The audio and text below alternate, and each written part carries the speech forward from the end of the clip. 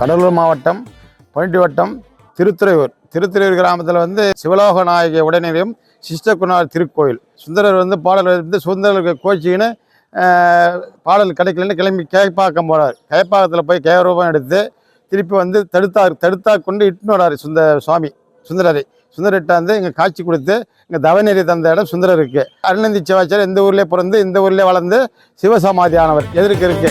இந்த திருத்துறையூரானது நிறைய வரலாற்று பெருமைகளை தன்னுள் கொண்டுள்ளதுங்க. அதுல முக்கியமானது பார்த்தீங்கன்னா அருள்நந்தி சிவாச்சாரியார்.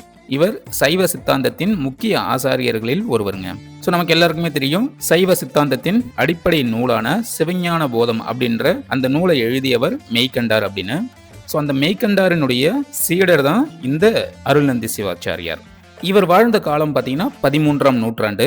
மெய்கண்டாருக்கு பிறகு மெய்கண்டார் சொன்ன ஆழமான தத்துவங்களை சாதாரண மக்களும் புரிந்து கொள்ளும் வகையில எடுத்து விளக்கியிருக்காரு இந்த அருள்நந்தி சிவாச்சாரியார். அப்பேற்பட்ட ஒரு முக்கியமான வரலாறு பேசும் அருள்நந்தி சிவாச்சாரியார் பிறந்து ஜீவ சமாதி அடைந்த இடம் இந்த திருத்துறையூர் தாங்க. சுந்தரருக்கு தவநெறி கொடுத்து காட்சி கொடுத்த இடம். அருள்நந்தி சிவாச்சாரியார் ஓலைச்சுவடிகளில் சுவாமியை பற்றி எழுதியிருக்காரு. 900 வருஷம் முன்னாடி புரட்டாசி பூர நட்சத்திர குரு பூஜை. அருள்நந்தி சிவாச்சாரியாருக்கு திருவாரூர் ஆதீன மடத்திலேருந்து வந்து குரு பூஜை செய்வார்கள்.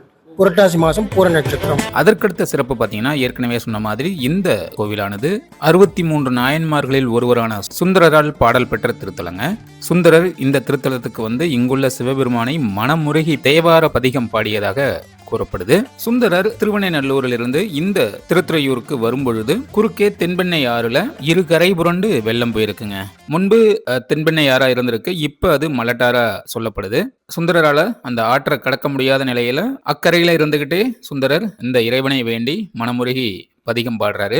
அப்போது வயதான தம்பதியர் உருவில் சிவபெருமானும் பார்வதியும் சுந்தரரை படகுல ஏற்றிக்கிட்டு கரைக்கு இந்த பக்கம் கொண்டு வந்து விடுறாங்க. விட்டதும் அவங்க 2 பேருமே மறைஞ்சிடுறாங்க. சுந்தரர் அவங்கள தேடும் பொழுது மேல இருந்து ஒரு குரல் கேட்குது. உடனே மேல பார்க்கும் பொழுது சிவன் பார்வதியோட ரிஷப வாகனத்துல காட்சி தந்திருக்காருங்க. சிவபெருமானும் சுந்தரருக்கு குரு வடிவில் எழுந்தருளி தவநெறி உபதேசம் செஞ்சதா இந்த தலத்தினுடைய தல வரலாறு கூறுதுங்க. அதனாலதான் இந்த இறைவனுக்கு தவநெறி ஆளுடையார் சிஷ்ட குருநாதேஸ்வரர் என்று பெயர் ஏற்பட்டிருக்கு.